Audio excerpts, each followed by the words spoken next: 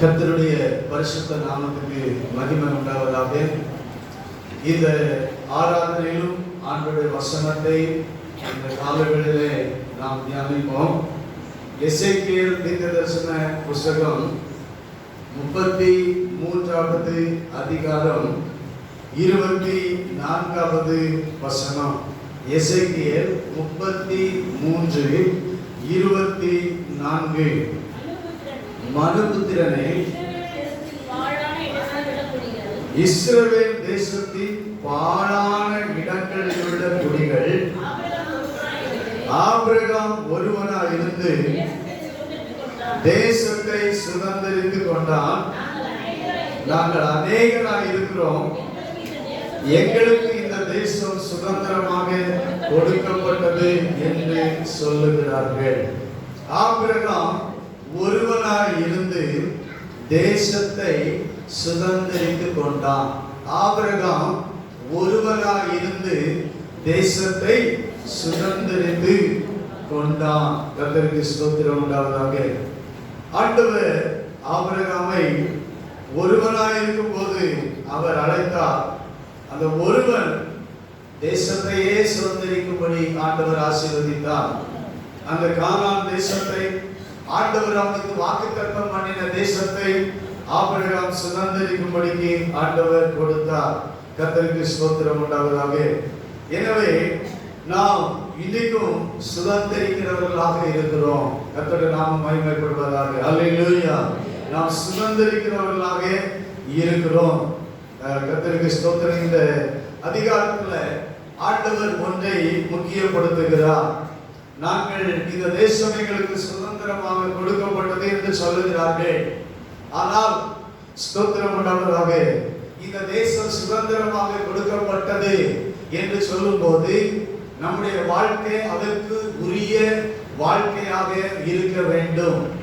இந்த வசனத்தில் 17வது வசனம், இந்த அதிகாரத்தில் 17வது வசனம் சொல்கிறது, உன் ஜனத்தின் புத்திரரோ ஆண்டவருடைய வழி செம்மையானது அல்ல என்கிறார்கள். அவர்களுடைய வழியே செம்மையானது அல்ல. ஆண்டவர் இன்னைக்கு அநேகர் சொல்றாங்க, தேசம் கர்த்தருக்கு, தேசம் எங்களுக்கு தான். நாம சொல்லலாம், இந்த பட்டணம் நமக்கு தான் அப்படின்னு நாம சொல்லலாம். ஸ்தோத்திரம் உண்டாவதாக. ஆனால் நாம சுதந்திரிக்க வேண்டும் என்றால் சில நிபந்தனைகள் ஆண்டவர் வைத்திருக்கிறார். ஸ்தோத்திரம் உண்டாவதாக.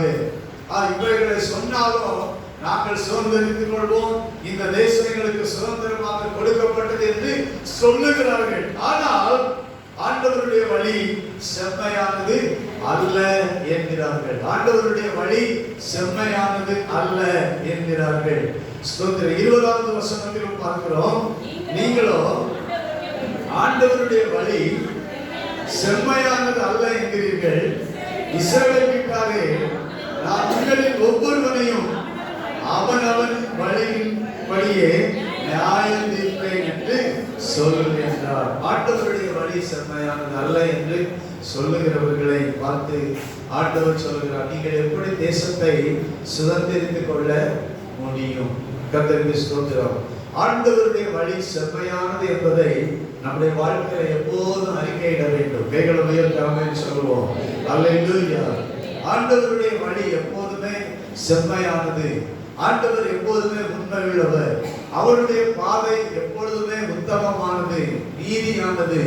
ஆண்டவருடைய பாதையில ஆண்டவரிடத்துல எந்த ஒரு அநீதியும் இல்லை. கர்த்தருக்கு ஸ்தோத்திரம். அவருடைய காரியங்கள் எல்லாமே ஸ்தோத்திரம் நமக்கு நன்மையானது, ஆசீர்வாதமானது, செம்மையானது என்று நாம் அறிக்கையிட வேண்டும். அல்லேலூயா. நாம் ஆண்டவரை பார்த்து அறிக்கையிட வேண்டும். ஸ்தோத்திரம் உண்டாகும். ஏன் செம்மையானது அல்ல என்று சொல்லுகிறார்? 25வது வசனத்தை நாம் வாசிப்போமாக. ஆகையால் நீ அவர்களை நோக்கி, நீங்கள் இரத்தத்தோடு கூடியதை தின்று உங்கள் நரகலான விக்கிரகங்களுக்கு நேராக உங்கள் கண்களை ஏறெடுத்து இரத்தத்தை சிந்தி இருக்கிறீர்கள். நீங்கள் தேசத்தை சுதந்தரித்து கொள்வீர்களோ? கர்த்தருக்கு ஸ்தோத்திரம். ஆபிரகாம் ஒருவனாயிருந்து தேசத்தை சுதந்தரித்துக் கொண்டான். நீங்களும் நானும் திரளான பேராக இருக்கிறோம். நாம் தேசத்தை சுதந்திரிக்க வேண்டும். இந்த தேசத்தில் என்ன நிறைந்திருக்கிறது? விக்கிரகங்கள் நிறைந்திருக்கிறது, விக்கிரக ஆராதனைகள் நிறைந்திருக்கிறது. நாம் தேசத்தை சுதந்திரிக்க வேண்டும் என்றால் நாம் ஸ்தோத்திரம் உண்டாவதாக வித்தியாசமானவர்களாக வாழ வேண்டும். தேவன் எதிர்பார்க்கிற செம்மையானவர்களாக இருக்க வேண்டும். தேவனுடைய வழி செம்மையான வழி. அந்த செம்மையான வழியிலே நாம் செல்லுகிறவர்களாக இருக்க வேண்டும். அதைத்தான் இங்க வலியுறுத்துகிறார். நம்முடைய ஒவ்வொருவருடைய வாழ்க்கையும் ஒவ்வொருவருடைய வழியும் கர்த்தருடைய செம்மையான சரியான வழியில நாம செல்வோமானால் தேசத்தை சுதந்திரிக்கும். அல்லேலூயா. சபை தேசத்தை சுதந்திரிக்கும், சபை பட்டணத்தை சுதந்திரிக்கும். நாம் செம்மையானவர்களாக இல்லாவிட்டால், கர்த்தரை குறை சொல்லிக் கொண்டு நாம் சரியில்லாமல் வாழ்ந்தால் நாம் எந்த ஒன்றையும் என்ன செய்ய முடியாது, பெற்றுக்கொள்ள முடியாது. ஆண்டவரை குறை சொல்லி நாம் எதை என்ன செய்ய முடியாது, பெற்றுக்கொள்ள முடியாது. கர்த்தருக்கு ஸ்தோத்திரம் உண்டாவதாக.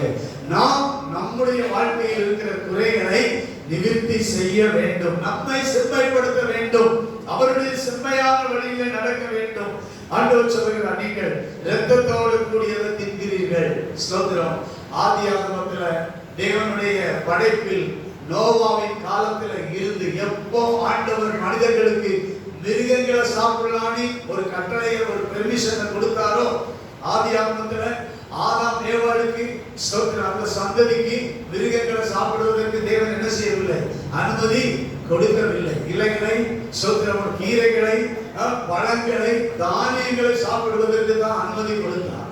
நோவாவின் காலத்தில் ஜலப்பிரளயத்தினால இந்த உலகம் தண்ணீருக்கு அழிவுக்கு ஒப்பு கொடுக்கப்பட்ட பின்பு நோவாவுக்கு சொன்னார், நீங்கள் மிருகங்களை என்ன செய்யலாம், அடித்து சாப்பிடலாம் அப்படின்னு சொன்னார். ஆனா அதுல மிருகங்களை சாப்பிடும் போது ஆண்டவர் சொன்னார், ரத்தத்தை நீங்க என்ன செய்யக்கூடாது, சாப்பிடக்கூடாது. ஸ்தோத்திரம். இது ஸ்தோத்திரம் உண்டாவதாக. இந்த உலகம் மறுபடியும் மனிதர்கள் பெருக ஆரம்பித்த காலத்துல தேவன் கொடுத்த பிரமாணம், மாறாத ஒரு பிரமாணம், கட்டளை. அது பழைய ஏற்பாடாக இருந்தாலும் சரி, அது புதிய ஏற்பாடாக இருந்தாலும் சரி, இது பழைய ஏற்பாட்டு கட்டளை என்று சொல்லும் போது இது நியாய பிரமாணத்துக்கு முந்தின காலத்திலேயே சொல்லப்பட்ட கட்டளை. கைகளுடைய சொல்லுவாங்க. சிலர் சொல்றாங்க நியாய பிரமாணம், அந்த நியாய பிரமாணம் இப்ப நமக்கு தேவையில்லை, நியாய பிரமாணத்தின்படி நாம இப்போ வாழ்றோம். சரிதான். ஆனா நியாய பிரமாணத்துக்கு முந்திய இந்த கட்டளை உலகத்தில் என்ன செய்யறது இருந்ததை நாம பார்க்கிறோம். ஸ்தோத்திரம் உண்டாவதாக. இரத்தத்தோடு கூடியதை திங்க கூடாது, சாப்பிடக்கூடாது. ஏனென்றால் இரத்தத்தில் என்ன இருக்கிறது, உயிர் இருக்கிறது என்று ஆண்டவர் சொன்னார். கர்த்தருக்கு ஸ்தோத்திரம். இரத்தத்தில் உயிர் இருக்கிறது, அதை புசிக்க வேண்டாம், அதை தரையில ஊற்றிவிட வேண்டும் என்று சொன்னார். ஸ்தோத்திரம். அதுக்கு பிறகு நியாயப்பிரமாண காலத்துல இஸ்ரவேல் ஜனங்களுக்கு முதல்ல முழு உலகத்துக்கும் சொன்னார். அல்லேலூயா. பெருக போகிற இந்த உலகத்தில் வாழ போகிற எல்லாருக்கும், நோவாவின் சந்ததியிலிருந்து தான் இன்னைக்கு முழு உலகமும் இன்னைக்கு இருக்கிறது, அவர்களுக்கு சொன்னார். அதற்கு பிறகு பிரத்யேகமாக சொல்ற இஸ்ரவேல் மக்களுக்கு, எகிப்திலிருந்து பிரித்தெடுக்கப்பட்ட விடுவிக்கப்பட்ட தேவனுடைய ஜனங்களுக்கு ஆண்டவர் மோசையின் மூலமாக கற்பனைகளை கொடுக்கும் போது, நான் கொடுத்த உலகத்துக்கு, ஆனா இந்த உலகம் அந்த கற்பனையை என்ன செய்யல, கட்டளையை நோவாவின் மூலம் கொடுத்தேன், ஆனா இந்த உலகம் அதை கடைபிடிக்கவில்லை. ஆனால் உங்களை ஏன் ஜனமாக நான் ஏற்றுக்கொண்டிருக்கிறேன், அதனால நீங்களாவது என் கட்டளை என்ன செய்யணும், கடைபிடிக்கணும் என்கிற அந்த காரியத்தில் ஆண்டவர் இஸ்ரவேல் ஜனங்களுக்கு சொல்லும் போது, இரத்தத்தை குறித்து நீங்கள் அதை புசிக்க கூடாது, ஸ்தோத்திரம் உண்டாவதாக என்பதில் சொல்கிற ஆண்டவர் நியாயப்பிரமாண காலத்தில் பலி செலுத்தும் போதும் அதை புசிக்கிற காரியத்திலும் திட்டமும் தெளிவுமாக ஆண்டவர் அந்த கட்டளை கொடுத்தார். அல்லேலூயா. கர்த்தருக்கு ஸ்தோத்திரம் உண்டாவதாக. ஆமென். ஸ்தோத்திரம் உண்டாவதாக. புதிய ஏற்பாட்டில் அப்போஸ்தலர்கள் மூலமாக ஸ்தோத்திரம், அப்போஸ்தலர் 17வது அதிகாரத்துல ஸ்தோத்திரம் உண்டாவதாக. அப்போஸ்தலர் புத்தகம் 15வது அதிகாரத்துல கர்த்தருக்கு ஸ்தோத்திரம் 28வது வசனத்துல எழுதியிருக்கிறது, எவையெனில் விக்கிரகங்களுக்கு படைத்தவைகளுக்கும் இரத்தத்திற்கும் நெருக்குண்டு சத்தத்திற்கும் பேசி நீங்கள் விலகி இருக்க வேண்டும் என்பது. புதிய ஏற்பாட்டு சபைக்கும் ஆண்டவர் சொல்லி இருக்கிறார், இரத்தத்துக்கு நீங்க என்ன செய்யணும்? விலகி இருக்கணும். கர்த்தருக்கு ஸ்தோத்திரம் உண்டாவதாக. ஹalleluya. இரத்தத்துக்கு நீங்கள் விலகி இருக்கணும். விக்கிரகங்களுக்கு நீங்கள் படைத்தவைகள் விக்கிரகங்களுக்கு நீங்கள் விலகி இருக்கணும். ஸ்தோத்திரம். ஆராய்ந்து மிருகம் செத்து போனாலும் அதுக்கு விலகி இருக்கணும். அதை அடிச்சுதான் சாப்பிடணுமே தவிர தானா செத்து போனதை என்ன செய்யக்கூடாது, சாப்பிடக்கூடாது என்கிற கட்டளைகளை புதிய ஏற்பாட்டில் ஆண்டவர் வலியுறுத்துகிறதை பார்க்கிறோம். நம்முடைய வழி செம்மையானதாக இருக்கணும். ஒரு ஆகாரத்தில் கூட தேவனுடைய பிள்ளைகள் தேவ பிரமாணத்தை மீறக்கூடாது என்பதில் தேவன் கண்ணும் கருத்துமாக இருந்தார். கைகளை உயர்த்தி அல்லேலூயா சொல்வோமாக. அல்லேலூயா. இந்த தேசத்தை சுதந்திரிப்பதற்கு, நம்முடைய பட்டணத்தை சுதந்திரிப்பதற்கு நாம் நம்முடைய வாழ்க்கை துறைகளில் செம்மையான வழியில நடக்க வேண்டும். கர்த்தருடைய செம்மையான வழிகளிலே நடக்க வேண்டும். கரங்களை உயர்த்தி ஆமென் சொல்வோமாக. அல்லேலூயா. கர்த்தருக்கு ஸ்தோத்திரம். கொழுப்ப என்ன செய்யக்கூடாது? சாப்பிட கூடாது. ரத்தத்தை சாப்பிட கூடாது. கர்த்தருக்கு ஸ்தோத்திரம் உண்டாவதாக. கொழுப்பு எந்த விதத்திலும் நம்ம அந்த சாப்பிட கூடாது. அதை சுட்டரிக்க வேண்டும். கர்த்தருக்கு ஸ்தோத்திரம் உண்டாவதாக. தேவன் நமக்கு நலமானதை செய்திருக்கிறார். அல்லேலூயா. ஸ்தோத்திரம் உண்டாவதாக. இந்த தேசத்தை சுதந்திரிப்பதற்கு அந்த கட்டளையை கொடுத்திருக்கிறார். எனவே ஆவிக்குரிய காரியங்கள்ல ஸ்தோத்திரம், நாம் தேவன் கொடுத்த கட்டளைகள் பிரமாணங்கள் மாறாதவைகள். அல்லேலூயா. பழைய தகப்பனை தாயின் கணவன் வாயாக என்பது பழைய ஏற்பாட்டு கட்டளை தான். ஆனால் அது மாறுமா? சொல்லுங்க, மாறாது. இப்போ ஓய்வு நாள்ல பரிசுத்த ஓய்வு நாளை ஆசரிப்பாயாக என்று ஓய்வு நாளை கொடுத்தார். 7வது நாள் புதிய ஏற்பாட்டில் என்ன கொடுத்தார்? ஸ்தோத்திரம், வாரத்தின் முதல் நாளை கொடுத்தார். அல்லேலூயா. ஒரு மாற்றம் ஏற்படுத்தி கொடுத்தார். அல்லேலூயா. கர்த்தருக்கு ஸ்தோத்திரம் உண்டாவதாக. சிலவற்றை அப்படியே கொடுத்தார், சிலவற்றில் சில மாற்றங்களை ஏற்படுத்தி புதிய ஏற்பாட்டு சபைக்கு கொடுத்திருக்கிறார். கர்த்தருடைய நாமம் மகிமைப்படுவதாக. அல்லேலூயா. ஆனால் விக்கிரகங்களை பொறுத்த வரைக்கும் பழைய ஏற்பாட்டிலும் சரி புதிய ஏற்பாட்டிலும் சரி எந்த ஒரு மாற்றமும் இல்லை. கைகளை உயர்த்தி ஆமென் சொல்வோமாக. அல்லேலூயா. கர்த்தருக்கு மகிமை உண்டாவதாக. விக்கிரகங்கள் அந்த இடத்துல பார்க்கிறோம். எசேக்கியேல் 33:25 பார்க்கிறோம். ஆகையால் நீ அவர்களை நோக்கி, நீங்கள் இரத்தத்தோடு கூடியதை தின்று உங்கள் நரகலான விக்கிரகங்களுக்கு நேராக உங்கள் கண்களை ஏறெடுத்து, எங்க கண்டு போகுது? நரகலான விக்கிரகங்களுக்கு நேராக தேவ ஜனங்களுடைய கண்கள் போகிறதை ஆண்டவர் பார்த்தார். ஸ்தோத்திரம் உண்டாவதாக. ஆண்டவருக்கு நேராக நம்முடைய கண்கள் ஏறெடுக்கப்பட வேண்டும். விக்கிரகங்களுக்கு நேராக நம்முடைய கண்கள் போகக்கூடாது. ஸ்தோத்திரம் உண்டாவதாக. அவைகளை நாம் பார்க்கவே கூடாது. கர்த்தருக்கு ஸ்தோத்திரம். அவை ஆண்டவர் என்ன வார்த்தையை எழுதுகிறார்? நரகலான விக்கிரகம். நரகம்னா உங்களுக்கு என்ன என்று உங்களுக்கு தெரிந்திருக்கும். கர்த்தருக்கு ஸ்தோத்திரம் உண்டாவதாக. நரகம் நாம் அருவருக்கிற ஸ்தோத்திரம், நாற்றமான ஸ்தோத்திரம், கழிவு, அந்த நரகலான விக்கிரகம் என்று ஆண்டவர் குறிப்பிடுகிறார். நம்முடைய தேவனுடைய ஜனங்கள் விக்கிரக ஆராதனைக்கு விலகி போடணும். கைகளை உயர்த்தி அல்லேலூயா சொல்வோமா. இன்னைக்கு சபை விக்கிரகங்களுக்கு விலகி இருக்கணும். அப்பதான் தேசத்தை சுதந்திரிக்க முடியும். அல்லேலூயா. நமக்குள்ளேயே விக்கிரகங்களை வைத்துக் கொண்டு நாமே விக்கிரக ஆராதனைக்குரிய ஒரு காரியங்களை செய்து கொண்டு ஸ்தோத்திரம் உண்டாவதாக தேசத்தை சுதந்திரிப்பது அது எளிதல்ல. நாம் ஆண்டவர் அதான் சொல்கிறார், நீங்கள் தேசத்தை சுதந்திரித்துக் கொள்வீர்களோ? ஆபிரகாம் ஒருவனாக இருந்த தேசத்தை சுதந்திரித்துக் கொண்டான். ஏனென்றால் விக்கிரக ஆராதனையை விட்டு அவன் வெளியே வந்தான். கைகளை உயர்த்தி ஆமென் சொல்வோம். அல்லேலூயா. ஆபிரகாம் விக்கிரக ஆராதனைக்காரன் தான். ஆனால் விக்கிரக ஆராதனையை விட்டு வெளியே வந்து மெய் தேவனாகி ஆண்டவரை ஸ்தோத்திரம், அவரை வழிபட்டான், அவரையே ஆராதித்தார். கர்த்தருக்கு ஸ்தோத்திரம் உண்டாவதாக. எனவே இந்த தேசத்தை சுதந்திரிப்பதற்கு நம்முடைய வாழ்க்கையில் ஸ்தோத்திரம், நரகலான விக்கிரகங்களுக்கு நம்மை மாற்ற வேண்டும். அல்லேலூயா. அல்லேலூயா. இன்னைக்கு கவனிங்க, புதிய ஏற்பாட்டில் இந்த விக்கிரக ஆராதனை பொருளா இன்னும் ஒரு சேஞ்ச் பண்ணி என்ன ஒரு சேர்த்துட்டாரு. என்ன சேர்த்துட்டாங்கன்னா, நீ விக்கிரகங்களை சிலைய பார்த்துதான், சிலை மட்டும்தான் உனக்கு விக்கிரகம் இல்லை, உனக்கு பொருளாசை இருந்தா அதுவும் எதுதான் சொல்லுங்க, விக்கிரகம் அப்படின்னு இன்னும் சேர்த்துட்டாரு. சில பேர் சேர்ப்பாரு, சில புதிய ஏற்பாட்டு சபைக்கு ஸ்தோத்திரம் உண்டாவதாக. நாம் ஸ்தோத்திரம் ஒரு ஐடியல் வர்ஷிப், ஒரு ஸ்தோத்திர சிலையை பார்க்கிறது, சிலையை வணங்குறது, அது மாத்திரம் விக்கிரக ஆராதனை அல்ல. நமக்குள்ள பொருள் ஆசை நிறைஞ்சி கிடக்குதுன்னா நம்ம இருதயத்துல, அதுவே ஒரு விக்கிரக ஆராதனை, விக்கிரகம் என்று ஆண்டவர் சொல்லுகிறார். கர்த்தருக்கு ஸ்தோத்திரம் உண்டாவதாக. எல்லாம் உள்ள வைத்துக் கொண்டு நாம் இந்த தேசத்தை சுதந்திரிக்க முடியாது. சபை இந்த வருடத்தின் இறுதி பகுதியில தேவன் விரும்புகிற நிலைமைக்கு வரணும். அல்லேலூயா. ஒரு மாற்றத்துக்கு வரணும். 26வது வசனத்துல தொடர்ந்து சொல்லுகிறார், நீங்கள் உங்கள் பட்டயத்தை நம்பிக்கொண்டு அருவருப்பானதை செய்து உங்கள் அவனவன் கருத்தன் அடையாள மனைவியை தீட்டுப்படுத்துகிறீர்கள். நீங்கள் தேசத்தை சுதந்திரித்துக் கொள்வீர்களோ என்று கர்த்தராகிய ஆண்டவர் உரைக்கிறார் என்று சொல்லி கர்த்தருக்கு ஸ்தோத்திரம் உண்டாவதாக. வேசித்தனத்தை ஆண்டவர் இங்கே அடுத்து குறிப்பிடுகிறார். கர்த்தருக்கு ஸ்தோத்திரம். ஆவிக்கு தேவனுடைய பிள்ளைகளுடைய வாழ்க்கையில வேசித்தனத்தை ஆண்டவர் வெறுக்கிறார். அல்லேலூயா, அல்லேலூயா. ஸ்தோத்திரம் உண்டாவதாக. ஆகார விஷயம், இரண்டாவது வழிபாட்டு விஷயம், மூன்றாவது வாழ்க்கையின் விஷயம், குடும்ப வாழ்க்கையினுடைய அந்த பரிசுத்தம். கைகளை உயர்த்தி ஆமென் சொல்லுவாங்க. அல்லேலூயா. ஸ்தோத்திரம் உண்டாவதாக.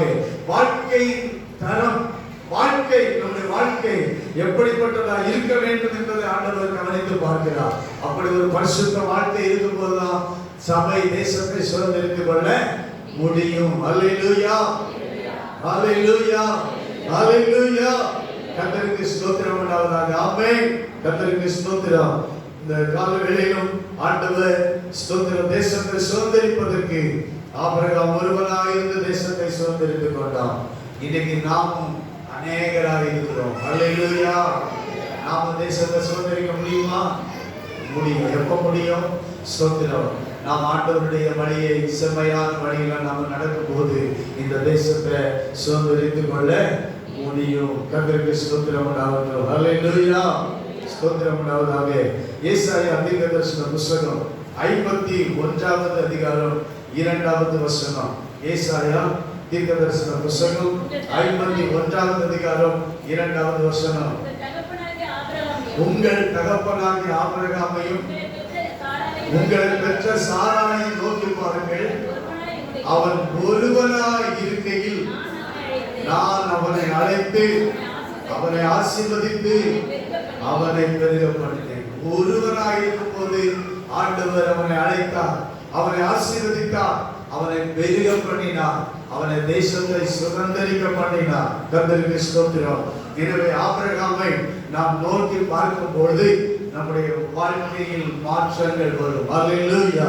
ஆபிரகாமை நோக்கி பார்க்கும் போது ஆபிரகாம் சுதந்திரித்துக் கொண்ட தேசத்தை போல நாம் தொடர்ந்து சுதந்திரிக்க ஆண்டவர் உதவி செய்வார். நெகேமியாவின் புத்தகம் 9வது அதிகாரம், நெகேமியாவின் புத்தகம் 9வது அதிகாரம் 7-8 வசனங்கள்.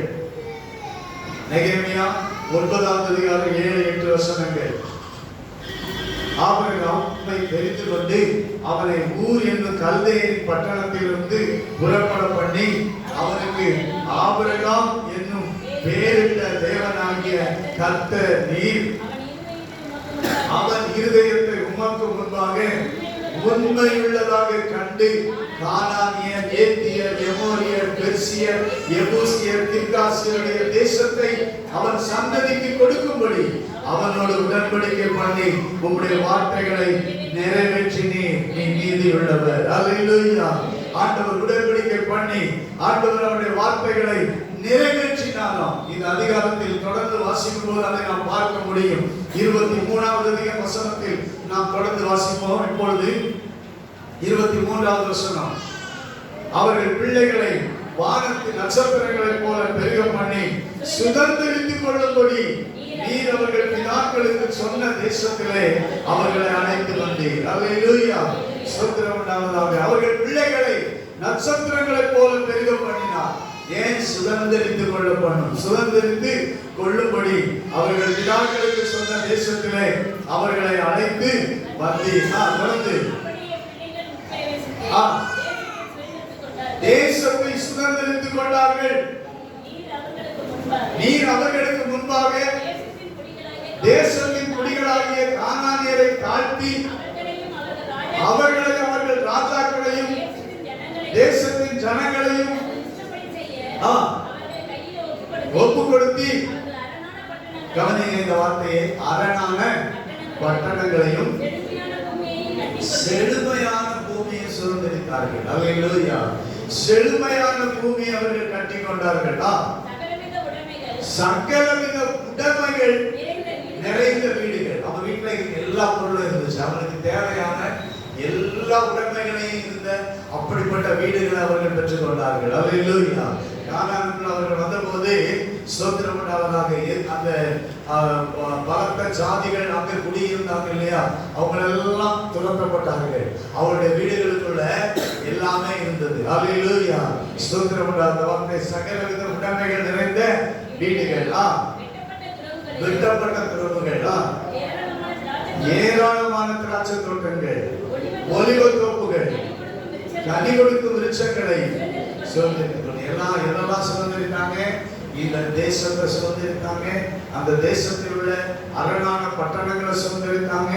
செழுமையான பூமியை சுதந்திரித்தாங்க. சகலவித உடைமைகள் நிறைந்த வீடுகளை சுதந்திரித்தாங்க. வெட்டப்பட்ட துறவுகளை சுதந்திரித்தாங்க. ஏராளமான திராட்சை தோட்டங்களை சுதந்திரித்தாங்க. ஒலிவ தோப்புகளை, கனி கொடுக்கிற விருட்சங்களை சுதந்திரித்துக் கொண்டார்கள். அல்லேலூயா. ஆமென். இந்த பூமியில் உள்ள நல்ல ஆசீர்வாதங்களை தேவன் தம்முடைய பிள்ளைகளுக்கு கொடுத்த எல்லாவற்றையும் ஆபிரகாமின் சந்ததியார் சுதந்திரித்துக் கொண்டார்களாம். அல்லேலூயா. அவர்கள் புசித்து திருப்தியாகி கொழுத்து உங்களுடைய பெரிய தயையினால் செல்வமாய் வாழ்ந்தார்கள். சொல்லுவாங்க. அல்லேலூயா. ஸ்தோத்திரம். எப்படி வாழ்ந்தாங்க? செல்வமாய் வாழ்ந்தார்கள். கர்த்தருக்கு ஸ்தோத்திரம். அவர்கள் திருப்தியாய் கொழுத்து செல்வமாய் வாழ்ந்தார்கள். எல்லாவற்றையும் அதனால ஆண்டவர் சொல்றார், ஆபிரகாம் ஒருவனாயிருந்து தேசத்தை சுதந்தரித்துக் கொண்டார். அல்லேலூயா. ஒருவனாயிருந்து அவருடைய சந்ததி ஒரு செல்வமாய் வாழ்ந்தார்கள். இன்றைக்கும் தேவனுடைய பிள்ளைகள் நாம் சுதந்திரித்துக் கொள்வதற்கு ஆண்டவர் இந்த பூமியில, நான் போன வாரம் சொன்னேன், அதை தான் மறுபடியும் கொஞ்சம் சொல்லுகிறேன். பூமியில உங்கள் வாழ்க்கைக்கு வேண்டிய எல்லாவற்றையும் சுதந்திரித்துக் கொள்ள ஆண்டவர் கிருபை தருவார். அல்லேலூயா. ஆமென். வீட்டை தருவார். கைகளை உயர்த்தி ஆமென் சொல்லுவோம். தோட்டங்களை தருவார். அல்லேலூயா. பயிர் வகைகளை தருவார். விருட்சங்களை தருவார். அல்லேலூயா. உங்களுக்கு வேண்டிய எல்லா நீரூற்றுகளை தருவார். அல்லேலூயா. கர்த்தருக்கு ஸ்தோத்திரம் உண்டாவதாக. இந்த உலகத்தின் எல்லா காரியங்களிலும் தேவனுடைய பிள்ளைகளுக்கு ஒரு அந்த வீடுகளில் அனுபவிக்க வேண்டிய சொல்ற உடைமைகளை தருவார். கைகளை உயர்த்தி ஆமென் சொல்லுவோமாக. அல்லேலூயா. கர்த்தருக்கு மகிமை உண்டாவதாக. கர்த்தர் இப்படி தந்து ஆசீர்வதிக்கிறவராக இருக்கிறார். இன்னும் யோசுவாவின் புத்தகம் 24வது அதிகாரத்தை தெரிந்து கொள்வோமாக. யோசுவாவின் புத்தகம் 24வது அதிகாரம் 3வது வசனம். யோசுவா 24:3. நான் நதிக்கு அப்புறத்தில் இருந்த உங்கள் தகப்பனாகிய ஆபிரகாமை அழைத்துக் கொண்டு வந்து அவனை கானான் தேசம் எங்கும் சஞ்சரிக்க செய்து அவன் சந்ததியை திரட்சியாக்கி அவனுக்கு ஈசாக்கை கொடுத்தேன். ஆபிரகாம் ஒருவனாய் வந்தான். ஆனால் அவன் ஒருவன் கானான் தேசம் முழுவதும் சஞ்சரித்தார். கைகளை உயர்த்தி ஆமென் சொல்லுவோம். அல்லேலூயா.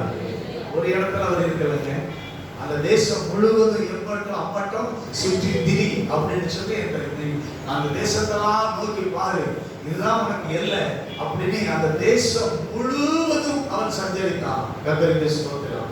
அந்த ஆண்டவர் கொடுக்க போகிற அந்த தேசத்துல ஒரு இடத்துல இருந்து அவன் போகல, அந்த தேசத்துல எல்லா பகுதிக்கும் போய் கூடாரங்களை அடித்து அவர் அங்கே இருந்து அது சஞ்சரித்து அந்த தேசத்தை சுதந்திரித்துக் கொண்டாராம். ஆமென் சொல்லுவோமாக.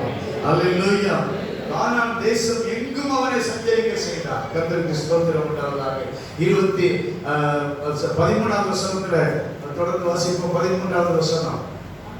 அப்படியே நீங்கள் பண்படுத்தாத தேசத்தையும் நீங்கள் கட்டாத பட்டணங்களையும் உங்களுக்கு கொடுத்தேன், அவைகளில் குடியிருக்கிறீர்கள். நீங்கள் நடாத திராட்சை தோட்டங்களின் பலனையும் ஒலிவ தோப்புகளின் பலனையும் ருசிக்கிறீர்கள் என்றார். அல்லேலூயா. ஸ்தோத்திரம் உண்டாவதாக. அந்த தேசம் முழுவதும் ஆபிரகாம் சஞ்சரித்தான். அந்த தேசத்தை ஆண்டவர் முழுமையாக இஸ்ரவேல் ஜனங்களுக்கு கொடுத்தார். அவர்களை சுதந்திரமாக்கினார்கள். அதை பண்படுத்தாத ஒரு தேசம். அதை இவர்கள் போய் அதை பண்படுத்த வேண்டியது இல்லை. எல்லாமே பண்படுத்தப்பட்டு சீர்படுத்தப்பட்டு சமப்படுத்தப்பட்டு எல்லாம் சரியாக்கப்பட்டு சுதந்திரம் அந்த தேசத்தை சுதந்திரித்து கொண்டார்கள். அல்லேலூயா. நீ போய் ரோடு போட வேண்டாம். ஏற்கனவே அங்க என்ன இருக்கும்? ரோடு போட்டிருக்கும். அல்லேலூயா. நீ போய் சுதந்திர கிணறு தோண்ட வேண்டாம். ஏற்கனவே அங்க என்ன இருக்கும்? போர்வெல் போட்டிருக்கும். கர்த்தருக்கு ஸ்தோத்திரம் உண்டாவதாக. அல்லேலூயா. பண்படுத்தாத தேசம். ஸ்தோத்திரம் உண்டாவதாக. ஏன்னா ஆபிரகாம் அந்த தேசம் முழுவதும் சஞ்சரித்தார். ஆபிரகாம் ஒருவராயிருந்து கர்த்தர் அந்த தேசத்தை சுதந்திரிக்க ஆண்டவர் கொடுத்தார். எனவே பண்படுத்தாத கட்டாத ஸ்தோத்திரம் அவைகளை குடியிருக்க அனுபவிக்க ஆண்டவர் உதவி செய்தார். அதனால 14வது வசனம் சொல்கிறது, ஆகையால் கர்த்தருக்கு பயந்து அவரை உத்தமும் உண்மையுமாய் சேவித்து உங்கள் பிதாக்கள் அப்புறத்திலும் எகிப்திலும் சேவித்த தேவர்களை அகற்றிவிட்டு கர்த்தரை சேவியுங்கள். கைகளை உயர்த்தி ஆமென் சொல்லுவோம். கர்த்தரை சேவியுங்கள். நானும் என் வீட்டாருவோம் என்றால் கர்த்தரையே சேவிப்போம். அல்லேலூயா. அல்லேலூயா. சொல்கிறோம், கர்த்தரையே சேவிப்போம். கர்த்தரை சேவிப்போமானால் தேசம் நம்முடையதாக இருக்கும். அல்லேலூயா. தேசம் சுதந்திரம் ஆகும். கர்த்தருக்கு ஸ்தோத்திரம். பட்டணங்கள் சுதந்திரம் ஆகும். நம்மை கிராமங்கள் சுதந்திரம் ஆகும். தேசத்தை சுதந்திரிக்கிறவர்களாய் சபையை கர்த்தர் மாற்றுவாராக. அல்லேலூயா. இன்னைக்கு சபைக்குள்ளதான் எல்லாம் இருக்கு. இன்னைக்கு சபைக்குள்ளதான் எல்லாமே ஸ்தோத்திரம் உண்டாகும். உலகத்துக்குள்ள என்ன இருக்கோ எல்லாமே எங்க இருக்கு? சபைக்கு உள்ளதான் இருக்குது. அதனால்தான் நாம செயல்படுதல் ஸ்தோத்திரம். தேவனுடைய வாக்குத்தத்தங்கள் ஆசீர்வாதங்களை நாம் இன்னும் தொடர்ந்து அனுபவிக்க முடியவில்லை. தேவனுடைய பிள்ளைகளை இன்னைக்கு நம்ம சீர்தூக்கி பார்ப்போமாக. ஆண்டவரை சேவிக்கிறோமா? ஆண்டவருக்கு ஆண்டவருடைய வசனங்கள் வார்த்தைகள் செம்மையான வழியில நாம நடக்கிறோமா? ஸ்தோத்திரம். ஒருவனாயிருந்து சுதந்திரிக்க முடிந்தாலும் இன்னைக்கு நாமும் இன்றைக்கு இருக்கிற காலகட்டத்தில் உலகத்தை சுதந்திரிக்க ஆண்டவர் உதவி செய்வாராம். பூமியை சுதந்திரிக்க ஆண்டவர் நமக்கு உதவி செய்வாராக. அல்லேலூயா. கர்த்தர் ஒவ்வொருவரையும் ஆசீர்வதிப்பாராக. ஆமென். ஆமென்.